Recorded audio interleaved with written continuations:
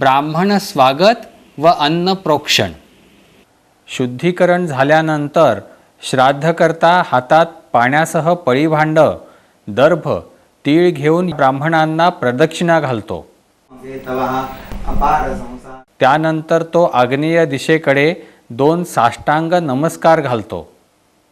वेद विधि ब्राह्मणे वसन्ति तस्मात् ब्राह्मणेभ्यो सविद्भ्यो दिवे दिवे नमस्कुर्यान्ना श्रीलङ्कीर्तये देता एव देवता प्रीणाति द्वौ नमस्कारौ कृत्वा संकल्पोच्चारित समस्त पितृभ्यः अक्रोधनै शौचपरैः सततं ब्रह्मचारिभिः.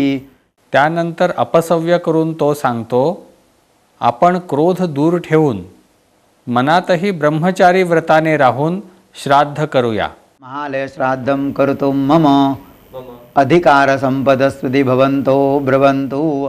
कर्ता म्हणतो, वाडवडिलांचे श्राद्ध करण्याचा आज मला अधिकार असू दे. भवन्तो ब्रवन्तु. मुख्यः कालोऽस्तु पाकादीनां हविर्योग्यतास्तुती भवन्तो ब्रवन्तु.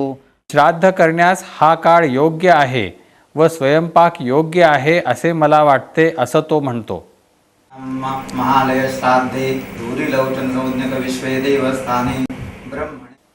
त्यानंतर देवब्राह्मणांच्या हाती दर्भ देतो. याला क्षण देणे म्हणतात. त्यानंतर तो पितृब्राह्मणाला क्षण देतो. क्षण देणे म्हणजे निमंत्रण देणे. आता देवब्राह्मणाच्या समोर यवोदकातील कुर्च्या अशा रीतीने फिरवून व नंतर जव घालून रेष काढली जाते. यवोस यवयास मद्वेषो. पितृब्राह्मणाच्या समोर यासाठी तिलोदक व काळे तीळ यांचा वापर केला जातो. तासुरा रक्षांसी पिशाचा ये क्षयन्ति पृथिवीमनो अन्यत्रैतो गच्छन्तु. असे करून श्राद्धस्थानी असणाऱ्या असुर पिशाचादी अनिष्ट शक्तींना दुसरीकडे घालवून देण्यात येते.